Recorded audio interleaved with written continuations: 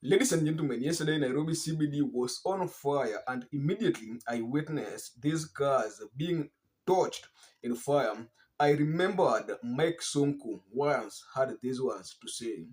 Wakati kulikuwa na maandamano ya ODM, mimi na Kibicho na Deep State wale wengine na system tuliwenda kuprint t-shirts za ODM, tukanunua magari second hand, tukazichoma huko Ngong Road ionekane ni ODM, kumbe ni Deep State na system. Why does government always torch these cars in streets whenever peaceful protestants are always on street lamenting and chanting freedom? Ladies and gentlemen, Mike Sonko's speech is what we are going to measure on our today's political analysis. But before a deep dive into this video, don't forget to like this video, comment, and most importantly, just subscribe to our YouTube channel. And if by any chance you are watching us from a different platform, kindly head over to YouTube, search for Creative Silence TV. If politics, war, and documentaries is all you are passionate about, ladies and gentlemen, why does government always send goons to these protestants to this protest to ban cars?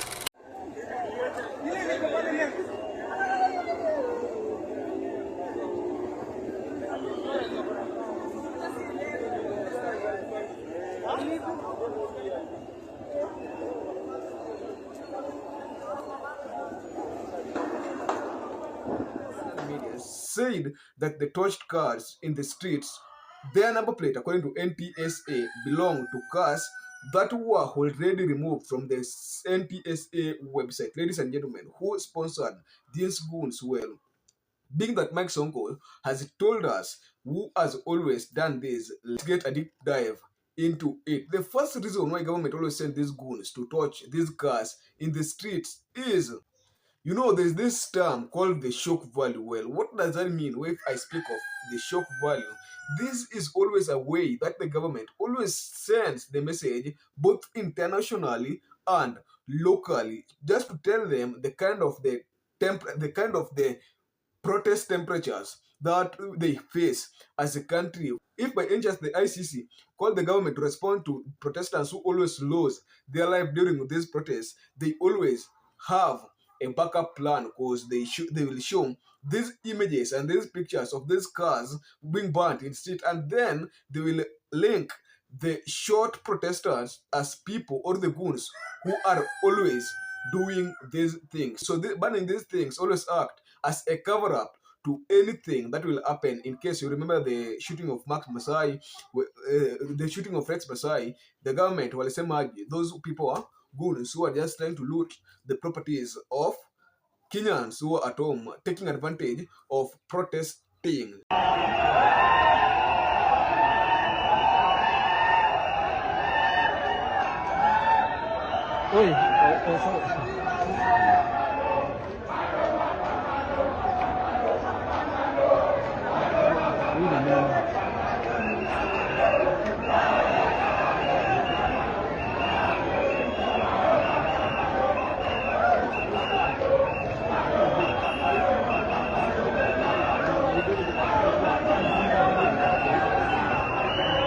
Ladies and gentlemen, the second reason why government always send goons to torch, always send goons with car to torch, is for obstruction. Ladies and gentlemen, what does I mean with the term obstruction? Well, obstruction, this is when the government ban these cars in strategic point to cover what they want to protect. Let's take an example of Parliament. You remember the June 5th protest when the Gen Z invaded Parliament. So the government always banned these cars just to block the protestants from reaching the parliament and all those government projects. You remember the county government, yeah. So after banning these cars, the protestants will be afraid because you don't know what is on the other side of the fire. So if by any chance cross a fire, the government will automatically, the police officers will automatically shoot you and take advantage of our first point, that you are just trying to trespass and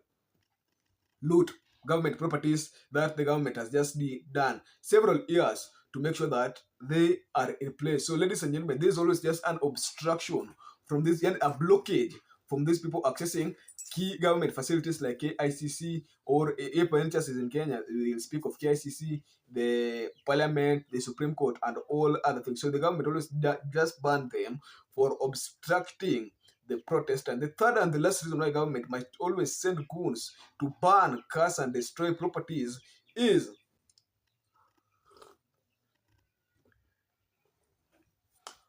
ladies and gentlemen, the third reason why government always ban these cars in the streets during the protest is just to act as symbolism of this protest. Well, even God himself, during the time of Prophet Amos, used several symbols. I can remember the port, ilikuwa sijui the portals of what the government, God even himself used these symbols. So the government also, through this protest, they always just try to send some symbols to the people, to the outside world, to the International Court of Justice, that the state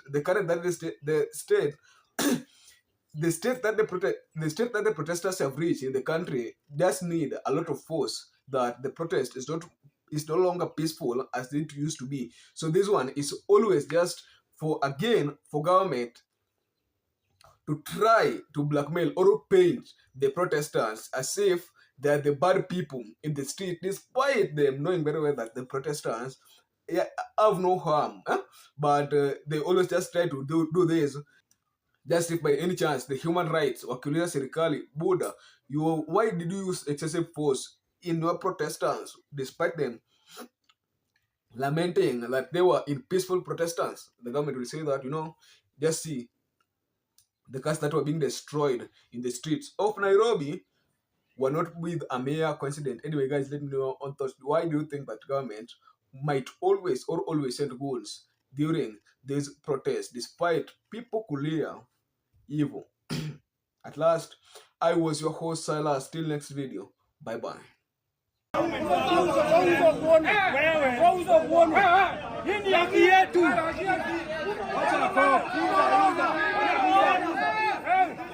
Mbona unaposti mwanamume wenzako?